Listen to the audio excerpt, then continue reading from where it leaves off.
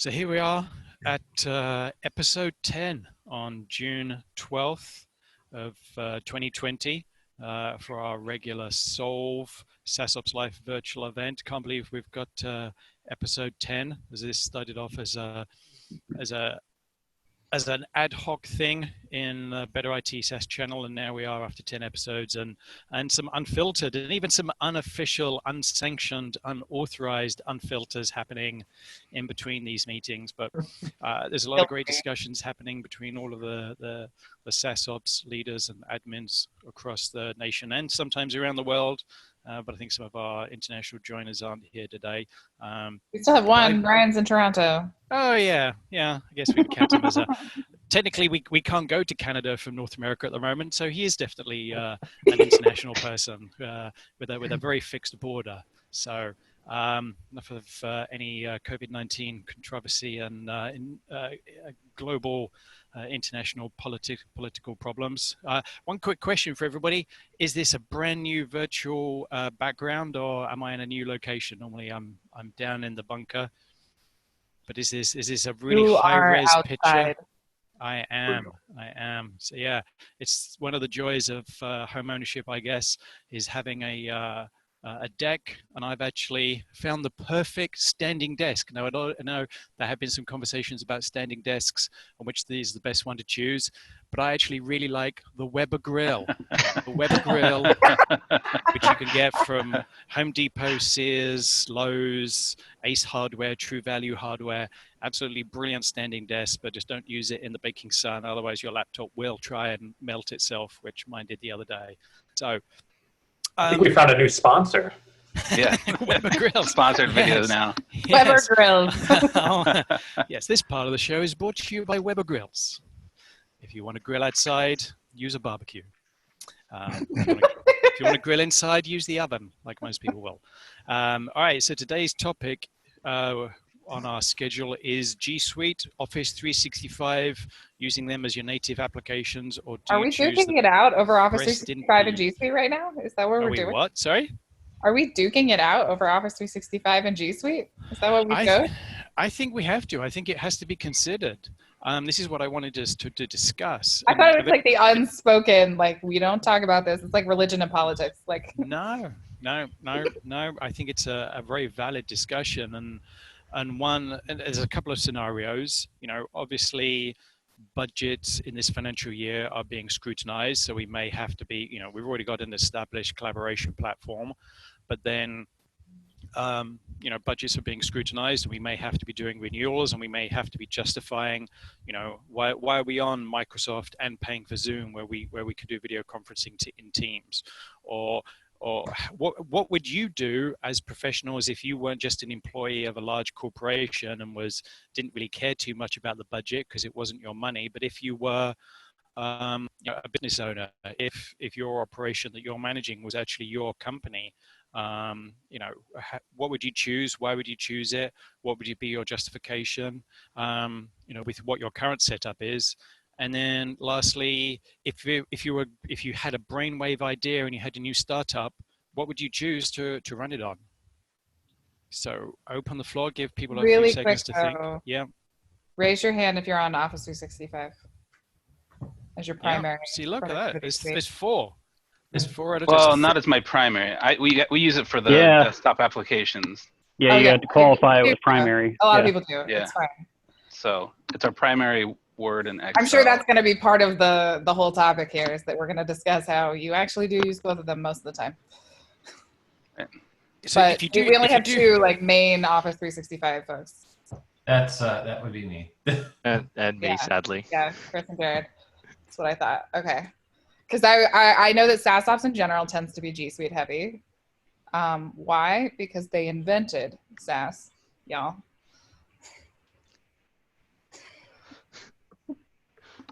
I'll start. I feel like I was burned early in my career with Outlook on the desktop and people who refused to delete things and would end up with mailboxes that were untenable. And I will never forgive Microsoft for that. And I will never forgive those folks who never want to let go of their clutch of the Outlook client. That is my That severed my relationship with Microsoft for good. I'm never going back.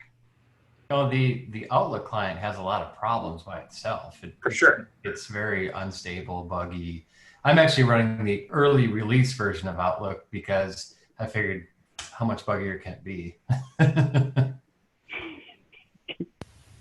Yeah, and dealing with extremely large PSD files, that's always a pain in the ass. Does anybody, I've got a question. Does anybody use G Suite but allow their users to use Outlook or Thunderbird or Mac Mail? What's the show of hands for that? Yeah, we don't support anything else, but we don't restrict. So, plenty of people, if they're used to working in Outlook, they can't use that shit anymore. Yeah, they can't use IMAP, but we just made an exception for one guy because he's consulting for us for an indefinite role. It only takes one. And that's how it starts. Will not give up Outlook. He won't do it. He doesn't even use our corporate calendar. He works full time for us. He doesn't use our corporate calendar. He uses his own calendar. But it's through Outlook. Sounds like a management issue. Yeah, that's not a technical. Well, and the thing is like the order came down from the CEO to just let him have what he wanted. So. Yep. Wow. That's where good management comes into play. Yes. Yeah. What is his consulting capacity? Hopefully not in collaboration or anything like that. Let's do remember that this is a recorded show, so anything you do say will be on the internet forever. I wasn't going to mention my name. Yes. No, I mean, I think this happens, right? Like even at my old organization, we had like a team of people who were on Outlook longer than everyone else after we switched to G Suite. Like we made it work for them for like a year after we switched. And then slowly like individually worked with them to like wean them off of it. And yeah, like Outlook is the weirdest thing, like, cause people won't let go of it. I've used it on mobile. I've never used it I've used it on desktop. I didn't really like it, but I'm just like, what? I don't get it. For those that do use it, does it cause a lot of support issues? Is there an added overhead to having it there in the enterprise? I would say definitely. That's one of the biggest things we take support tickets on would be Outlook and Teams. Those are probably the main ones. Yes. The other apps like the PowerPoint and Word and Excel, those are, I would say, very minimal support. And especially since they use the same code base on Windows as Mac, that helps more. But there's different code bases for Outlook. Yeah, I think with Excel and PowerPoint, people tend to lump those into training issues. So if someone has questions around PowerPoint or Excel, it's typically a functionality or an understanding issue, whereas Outlook is seen as the infrastructure IT responsibility. So if you can't figure it out, IT is supposed to support you with that. But yeah, like I said, we don't support it, so it's not really a issue for us. People that want to use it are so familiar with it that that's how they operate. And if they have an error or something, we can, we might reinstall it for them, but that's about the extent we're going to support it. Well, and one of the main reasons we still we're G Suite, but we used Outlook for a long time was email attachments. You have to attach another email thread in what we're doing, what we do a lot in the legal field, what the attorneys do. I don't do it, but they have to attach, someone said something in this one, I have to loop them all in. It wasn't very nice to do. You'd have to basically print the email as a PDF and attach it, and people are like, what did you send me? And so now that Gmail has that natively in there. Forward the email and change the recipients. Yeah, but they have two different threads with a client and a seller and a buyer. You don't want to have them talking directly to each other. Yeah, it gets very complicated. But you want them to know what they're saying. Yeah. I did hear that Gmail is actually adding that functionality. They did add it. Yeah. I used it funny.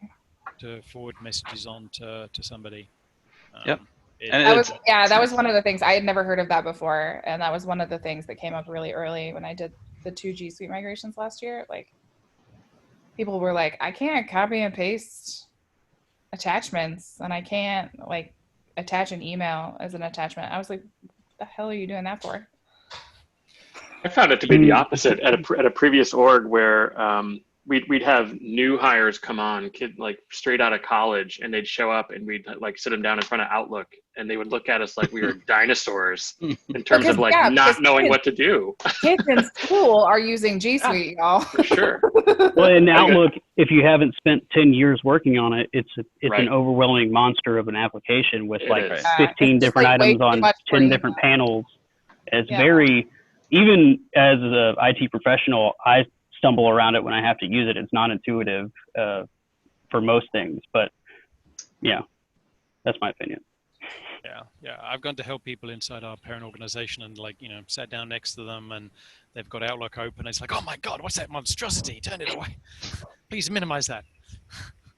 And I get it because you can hook all your calendar and all these things together in one screen.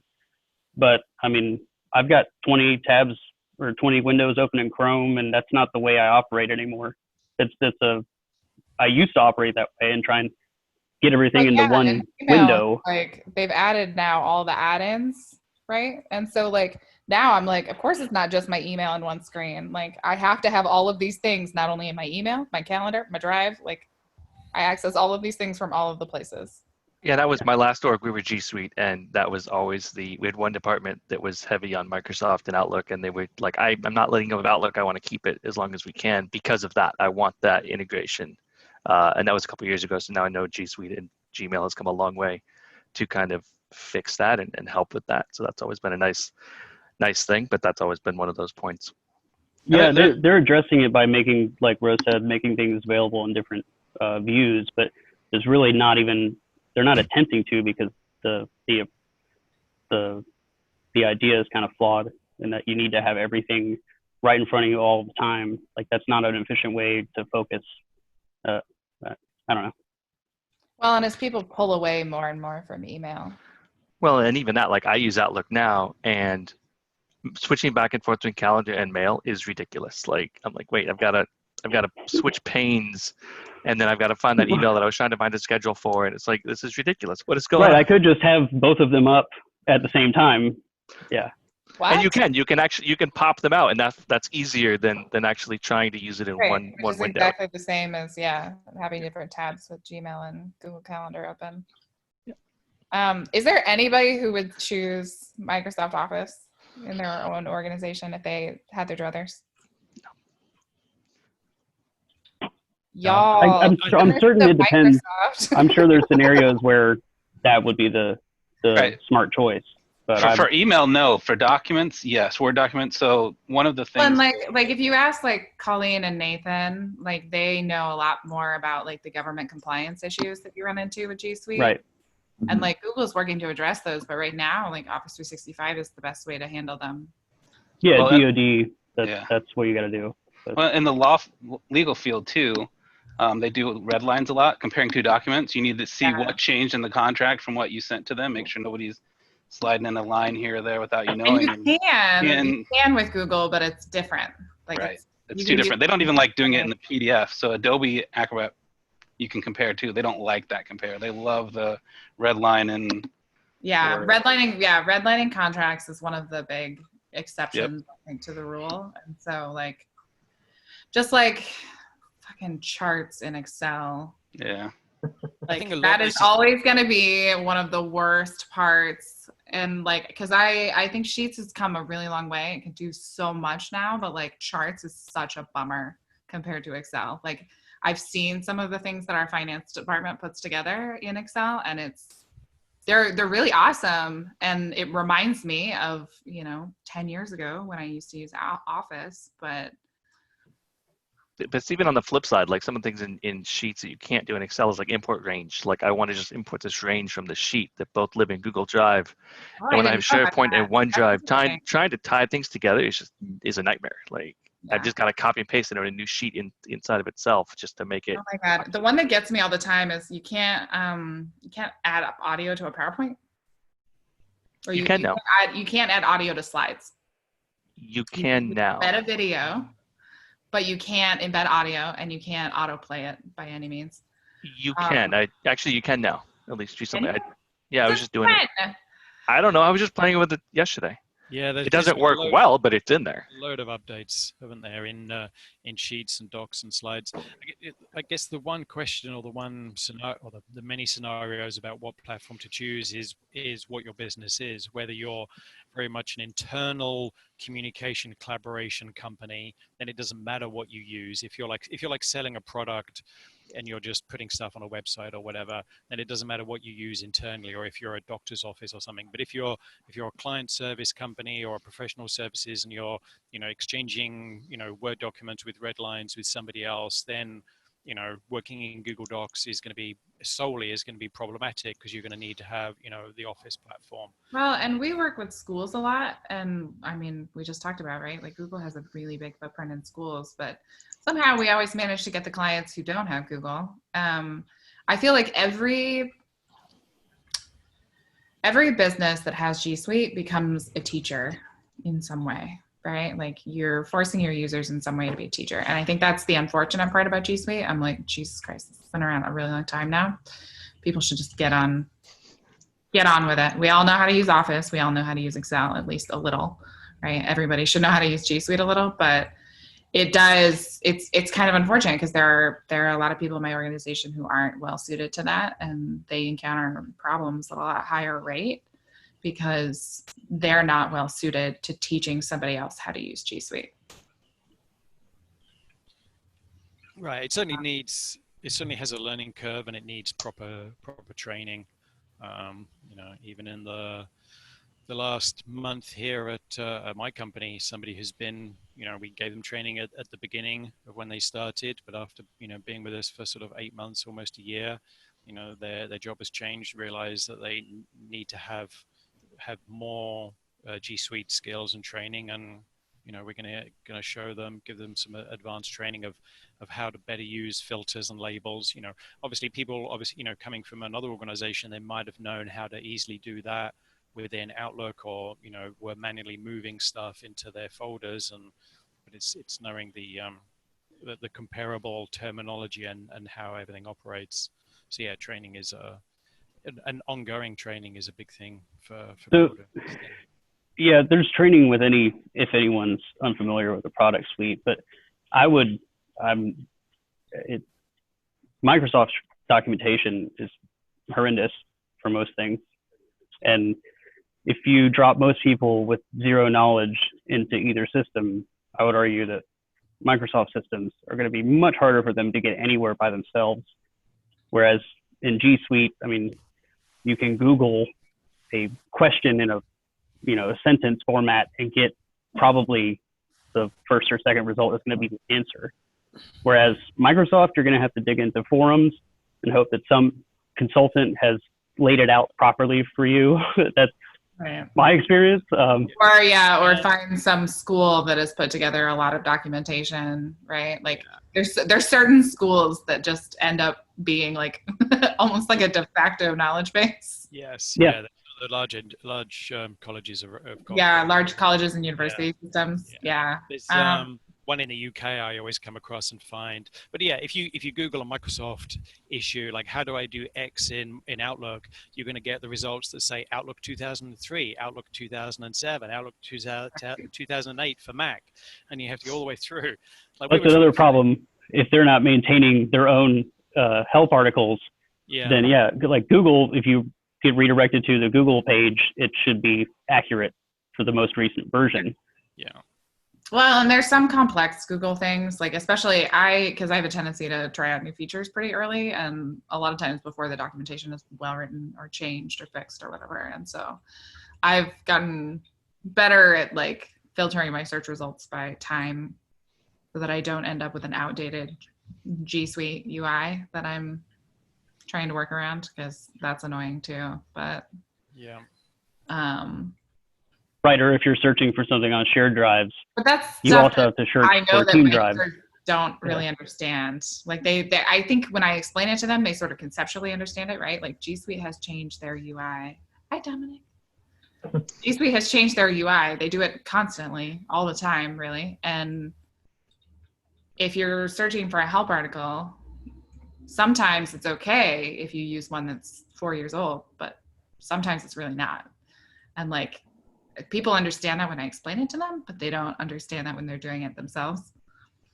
Yeah, So. I find every time a new version of iOS comes out, we have to update the guide. So adding Gmail to your phone, and MFA and mobile setup always seems to be changing every 6 months. So we're always changing. Yeah, you can change those guides now. Like as of 2 days ago, They changed there it is a again. new. All right. Yeah, you can. Hi, by the way, I'm late. Sorry. Came from a general meeting held on Google Meet, which worked very well with 50 people. But back to MFA on iOS. Yes, you can now use them natively in the Google Apps with NFC. Oh yeah, I set it up the other day. Yeah, with My keys, phone for prompted example. me, actually. Yeah, they certainly made things a lot easier. So Yeah. Speaking of change of and stuff like that, one thing that Microsoft is good at is not changing their core products, where Google likes to throw things in and out and around, and Microsoft does that to an extent, though, with their chat, Skype for Business, whatever it changes to, or it's changed to Teams now, whatever it's called. But they're a lot slower at doing it, where Google will try something, it's not working, they'll create another product and overlap the two for way too long. Create a beta, have it for 10 years, and then yeah, exactly. Google Maps beta. Microsoft do a lot better with their previews, aren't they? You can get access to Outlook 2025 before it's going to be launched, so your IT team has a chance to get used to it, as opposed to G Suite. You wake up one morning and find that there's been an update that nobody was ever told about, and everything looks different, and then you're scrambling around to tell the company what's happened. Yeah. Is Microsoft better at post-mortem outages too? Like Google just says it's fixed, and you want to know what happened, where I believe Microsoft would say someone screwed up, or this is a little bit more detailed. Sometimes right? Google posts postmortems, but not usually. Right. Depends on how widespread the issue was, I think. Yeah. Like they posted one for that. There was a big outage. It was like almost 4 hours a couple of years ago. And Sure, Mike, thanks for coming. They posted a postmortem for that, I think. Right, probably for some of the really big ones that impact everybody, especially if it would be the consumer and the business side, I guess. So. Yeah. So so obviously the majority of us are G Suite users. There is some justification for me using Microsoft. How, if I know a lot of you have Best in Breed, I know a lot of you have Slack and you have Zoom. When the CFO, is going through your budget for 2021 after a hard year in 2020, how do you justify it? And what would be the rationale and the justification of using those tools rather than what's inbuilt in Microsoft being Teams or in G Suite being chat? I mean, for us, we recently, when Zoom was having all of their fun security questions around what was going on with them, our CEO came to me and said, hey, should we be using Zoom or should we be using Teams? What should we be doing? And so for us, it was just saying, well, these are what each one is really built for, at least at this point. And, for us, we had actually just built a couple of new offices, fully Zoom. It's like the change to that is going to be more than just what are people using. It's going to now be hardware changes and how are we going to, connect with our outside people. If we're just internal teams is awesome. Well, I wouldn't say awesome. It's good. But if we're connecting with those people in outside, Zoom is a far better product for that. So those are the conversations we had. We had a similar one with Slack versus Teams. And yes, I think Slack is a better product, but the cost was going to be something as a very heavy Microsoft shop and a heavy Office 365 shop. It wasn't necessarily worth that cost for the slight benefit, especially as we look at Microsoft and the changes they are constantly making and adapting to kind of keep up and try to vault ahead. So, for us, it's just looking at what are the needs of the business and what are the different tools provide and how is that value or cost gonna kind of compare. For the Slack question on the G Suite side, we actually are being asked to justify the enterprise grid because that's what we have for Slack, and it is really pricey. It's by far the most expensive thing in our organization. Wow. So yeah, it's pricey, y'all. But because we're in an M&A kind of situation, and it's the one tool that we have that's one tenant across the network, you know, we're being asked to justify the grid cost. And one of the things that, you know, we've talked about, especially in the last couple of months, is like, what do we do if, you know, we need to cut our budget or something like that. But it's interesting because on the G Suite side, Hangouts is not as mature as Slack at all. Like some of the external collaboration stuff you were talking about, Chris, like we do a lot of external collaboration with Slack. Like I have a Slack channel with my Slack rep, and I have a Slack channel with my ticketing rep, like for our ticketing software. So like we have channels, like we have for our SOC 2, like we have channels with our pen testers. We have channels like that are shared with external consultants and all that kind of stuff. And so like, it's hard to imagine that in Hangouts because that's not possible, much less like some of the integrations and things that we have. So like I have a calendar app called Clockwise that I adore, but it's not available in any other solution. And that's because people build Slack first. And then Teams, and then maybe Hangouts after that.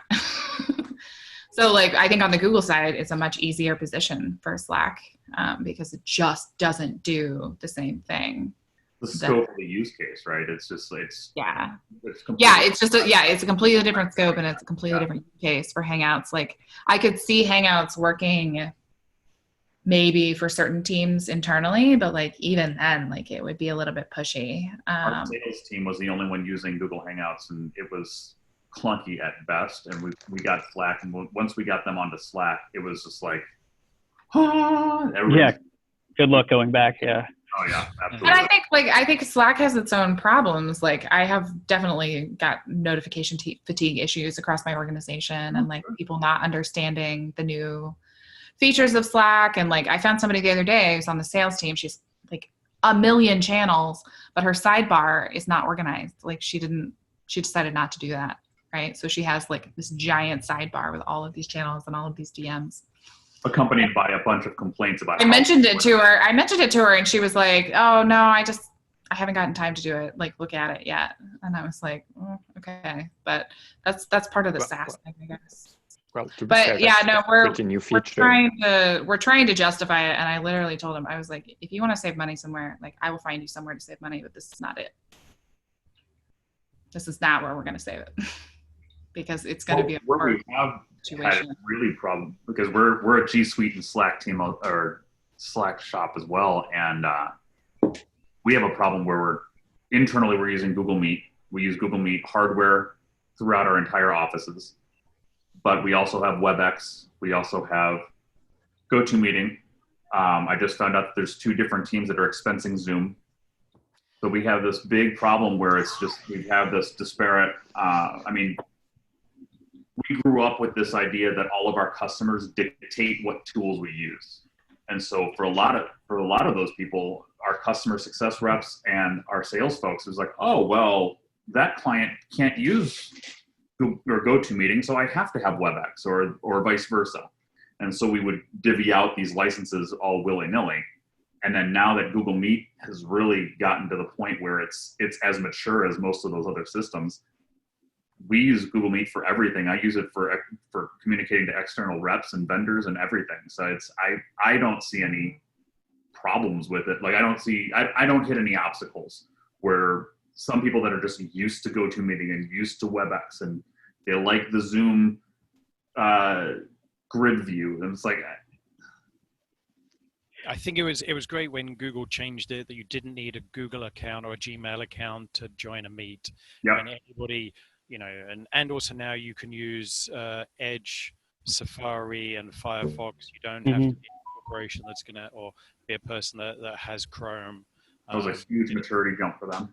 Yeah, it has. I think adoption, obviously will increase, but it is difficult if you're not controlling the meeting. If we're controlling if we're a G Suite company and you're controlling the invite, you can send out that Meet invite. But if the invite comes from the other vendor, then or company, client, whatever, then I think it's it's probably etiquette that you use the tool that they want. You know. Yeah, I personally, I tell people if they're going to organize the meeting, then you can join whatever kind of meeting they want. I'm not going to stop you, but like, we're going to use what we use. So if we organize the meeting, we're going to use Zoom because that's our deal. And if they want to do a meet, if they want to do whatever, like, go for it. So I have an off-topic point, but Josh, you brought up the expense Zoom accounts. Most of those SaaS suites or services, you can get an enterprise license, and that'll allow you to control domain registration. So like Zoom and Dropbox, you can control. Yeah, it'll alert you, hey, someone tried to register this, and you'll see who it is, and you go talk to them and say, hey, absolutely, Mm-hmm. you need a license. Why? Well, we're on the flip side. We're actually looking at blocking Zoom because, and it's like, well, I have major arguments against that. We have a lot of teams that collaborate externally that we need Zoom at this point, but it's just, well, yeah, because if you block Zoom, how would you spend money on an enterprise Zoom license just to block the domain? Yeah. Right. Yeah, that's worth 120 or whatever it is a year to manage that service. Or you can collaborate with finance and tell them not to approve that expense. Yeah, well, that would be too easy. Finance doesn't approve software expenses anymore. If it's the head of finance, yeah. Would completely agree on that. Yeah, successfully derailed that conversation. Sorry. All right, so as we get towards the last 10, 15 minutes of our discussion, and I think we've had a good sound one, and we didn't go around in circles too much or at all for discussing G Suite and Microsoft Office 365. Are there any other topics that anybody wants to bring up? Anything new that they've done this week? Or there's still the unanswered question of knowing now what you know, if you were gonna start up a new business, you know, would we all be jumping on G Suite and just G Suite to save on costs? Yes. Yeah. Yes. Yeah. I would, absolutely. Yeah. I mean, the fact that you have all of the features for most of those use cases within the G Suite ecosystem. Yeah. One license. Yeah. Exactly. Yeah. Well, and Colin, I know you like to preach the G Suite Enterprise thing. Yeah, I would. Yeah. If you have G Suite Enterprise, if you start with G Suite Enterprise, guess what you don't need as you grow? You don't need SSO providers. You don't need a lot of the extra services that we get because we didn't have enterprise licenses. So like, honestly, if I had to start my own thing, I would start with G Suite Enterprise so that I didn't have to get all of those other solutions along the way. Yeah, yeah. You can even manage your Windows fleet with the new Windows 10 updates they can do on management. It's got good MDM. You can use an external directory, or so if you want to have. If you have an on-site printer and people need to be able to look up their account on the printer to email them, email a scanned document to themselves, you can connect G Suite to that. There's, I think out of all of them, it's probably the most cost-effective and well-maintained and easy to administer. Although Microsoft 365 is also relatively compelling, where you've got Intune and everything else built into it. And the one thing I'll say about Microsoft is they have a lot more free licenses than everybody else. Like, we're on nonprofit, and so like having an E2 license is free, which is insane because you would never see something like that from G Suite. Like, yes, yeah, you can't the education, or there isn't an enterprise nonprofit. I know there's G Suite nonprofit. There's an enterprise nonprofit too. Right, yeah, you like $5 cheaper. Right. Well, they're at a third of the price by now. The official enterprise for nonprofits is a third of the list price. So that's pretty decent. Oh, I don't know what the list price of enterprise. $25 a month is the list price for enterprise. So. Yeah, and you can get it for $7 or $8. now. But that's Yeah, pretty and new. that's new. Like, That's part of twice. the reason we are switching is because it's actually cheaper than what we're paying now for business. Yeah. Yep, we went through that at the beginning of the year where we switched. It was cheaper for enterprise, and I haven't played with hardly any of the tools yet that it comes with. Yeah. Certainly Yeah, set that launched like a some month ago. time aside to do that.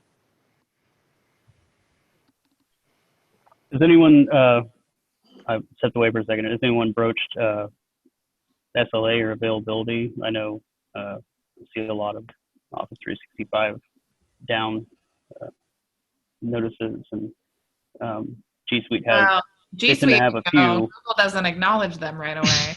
So Well, but yeah, Nobody I know does. them. I see them. Yeah, yeah. I'm not seeing the Office 365 necessarily. I'm reading about them. But yeah, Google has, I mean, everyone has their share of issues with availability, but I don't know if anyone's noticed a big difference between the two, like in the last year. I haven't. Except with Teams, that they reduced a lot of features in Teams in February because of speed. Yep. Teams. And Yeah, Teams has had some decent outages, I want to say, over the last, or reduction in features, slowness, all of that, over the next. how long does it few take months. Microsoft to resolve those outages usually? It can be a long time. I know at one time, prior to us having Okta, they had an issue with something on their MFA piece, and I think they were down for like 2 to 3 days. It was Wow. a significant amount of time. Yeah, I saw that. That was it Whereas, for a like, I think the couple of longest days. G Suite outage I've ever seen was 6 hours. Yeah, it was days. This was a couple of years ago already, and we've since switched to Okta, and we don't have issues with that anymore. But it was kind of preventing everybody from working. Yeah, there was the joke that Azure was the most secure cloud-based platform for 2 days because nobody could do Microsoft MFA to log into it. Right. Yep. We switched to Okta fairly quickly after that. Yeah, we turned off text-based MFA because we did, on G Suite, the receiving text messages would take up, from 20 minutes to 40 minutes sometimes during the day. So that was the only sort of SLA problem. I'm not sure that that's a G Suite problem though. No, there's a lot that goes through the carrier and how they're being sent. So yeah, we switched everybody to push notifications or using the authenticator. Yeah. We only have those. I think that only. both Google and Microsoft take their uptime very seriously. Oh, like, yeah. I think they understand their responsibility. I made a joke in Better IT a couple of weeks ago about how the market is ripe for a disruptor. But I think it is, right? Like it's a two system. Like it's a two-party system, and they're basically the same. But Google was the upstart, and now it's Google was the upstart, but it's been upstart. around for a long time now, and so Apple. What was it? let's just use everybody. Just use Apple. The Apple. I'm surprised that they don't want any piece. Amazon didn't do more. I know they have their docs. I don't. Do they have their own thing? Chime's now been bought by it's bolt-on. Yeah. Chime's merging with Slack, isn't it? Because Slack and AWS have made a big agreement, so they're going to use the Chime code base into Slack video calls, which then that's what they did with HipChat and Atlassian too. That took Slack purchased the code base, and Atlassian took a stake in Slack. Oh, soft buyout, yeah. There's a Proton Mail, if you're familiar with that. It's like a security-based mail system. It's pretty rough, but they're trying to get into the enterprise space. If you look at their site, I would never use it, but it's another thing. Security. I mean, I know people who use Proton Mail, and I know journalists use it, and but that's really, really funny actually. Soho has an entire suite. Soho has an entire suite. I guess technically Dropbox, right? Like Dropbox Paper and their new collaboration, whatever. But no one is. I We have, did talk a I lot have about I don't use Dropbox, but I was gonna say we did talk a lot about G Suite and 365, but we didn't talk about the other, I guess, like best in breed apps. I'm curious. We could probably do a whole other solve on just what would you use outside of those tools that are like crucial to I business. feel like that's like homework. Like you need to come to the next call with your list. Maybe like we were talking about Notion, we were talking about Zoom. Yeah, that's it. Yeah, Everyone you start with take email that for and homework. collaboration. You start with email and collaboration, then you go into communication, and then you grow. You need CRMs, and then you grow even more. You need ticketing systems. We don't need to get into Don't talk about CRM. Yeah. No. So you bring it up. Just CRM, saying. websites, back-end stuff. I gotta go. I'm just saying that's the natural progression. I mean, we're supporting a lot of startups with 20. We could probably have an entire month's worth of solves on marketing collaboration tools. Just marketing collaboration. Oh no, project management tools. Are you kidding me? No, all of you have at least. We could spend an entire year of solves on project management tools. Are you kidding? We just started talking about, what was it, Notion, which. But how are we going to plan on? Search. We started talking about that. Alex, that's what I was going to say. We're going to need to find a. How are we going to plan this out? Yeah. I think project management is. But we need to plan out the right tool before that. It's now called collaborative work management. Collaborative work management. Okay, well, that is the Gartner quadrant for it. CWM rolls off the tongue. No, do not use the Gartner quadrant. No. It works on enterprise. I literally wrote the handbook on choosing SaaS apps, and don't use Gartner. If I had to distill my entire body of work down into like a couple of things, one is stop trusting Gartner.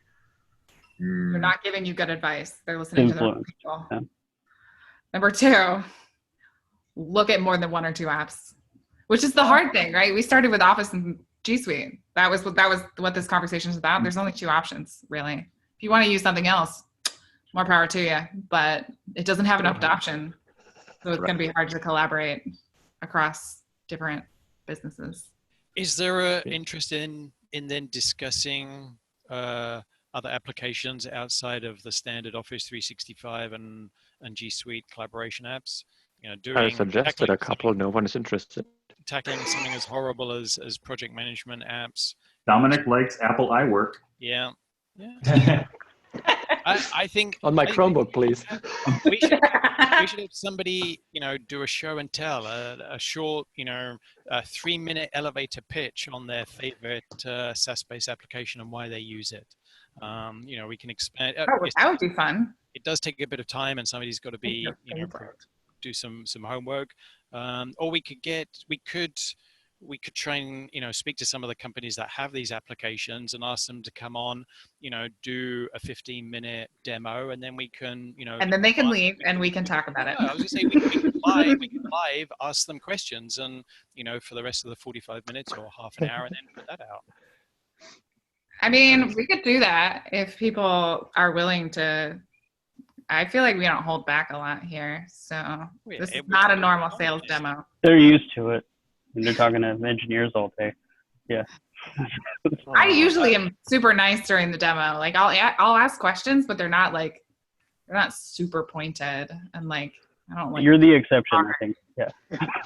We can make it like Shark Tank. Because they're people with jobs, just like I am. Like I hate it when people are mean to me. So. Michael, that is a brilliant idea. We would do. Thank you. It would be the Solve Tank. You have to come on board. Oh my God. You have to pitch your application to us. And we all sit back like this. And we say at the end of it whether we're going to buy it or not. But we're only going to theoretically buy it because we're, Right. Well, right, yeah. We'll have solve bucks, and we'll have to allot our solve bucks to different products. Yeah. And for that reason, I'm out. All right, we really need a project management on this. Yeah. I agree. The company that you work for is actually a manufacturer of a SaaS application. Okay. Cool. Fair. I know. We technically have SaaS apps too. So yeah. I think between. Okay, you start with the demo. Right. No, not me. Not me. we can get people to come on board and do some pitches.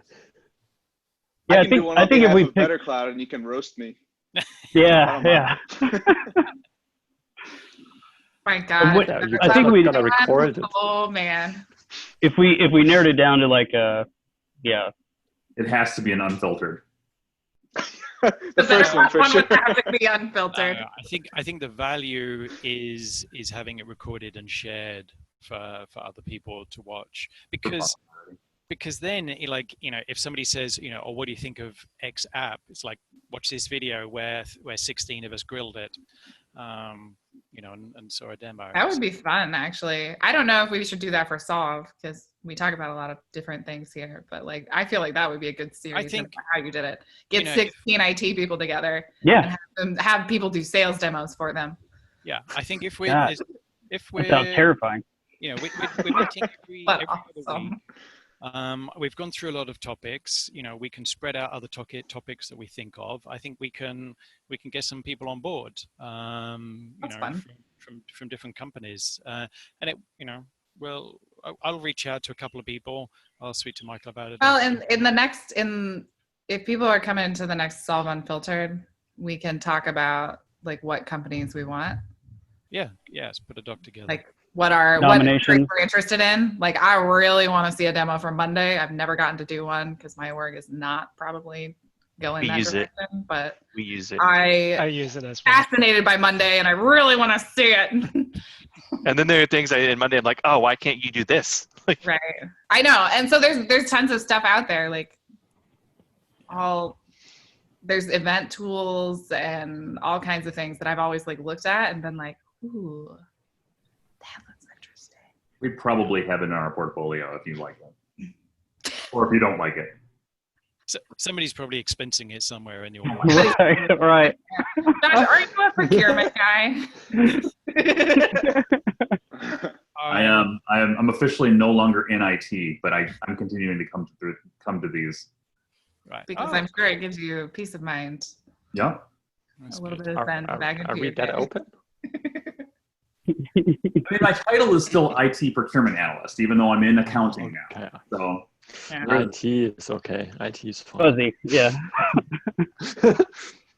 That's the funny part is like the SaaSOps thing is really about like administration plus management, and that includes the spend management. And it's funny to me, like when organizations get big enough that they just need somebody to do the spend side, and that person is in accounting, and the administration and optimization and stuff is still on the other side. And yeah, it just doesn't make sense to me, but I can see like, but yeah, if you've got 10,000 people in your org, it makes sense to me. Bye, Caleb. It makes sense to me that you can't do all of the things for all of the things every day. We're at like 1,600 and we have to do it. It's just it's too big. When we've got 300 SaaS apps in our portfolio, that doesn't necessarily count all of the expense systems that are actually out there. Yeah, I have We've got a person team managing doing our actual SaaS operations, and then now I'm in procurement. I'm solely focused on IT procurement.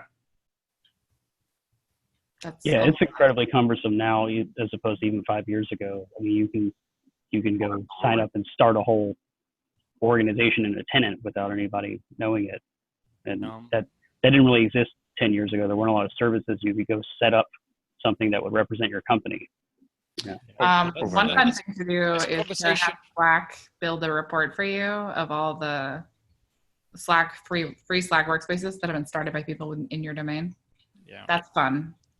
Yeah, that's a discussion for another week. What we'll do is I'll get Michael to hit stop on the old VCR, and we'll digitize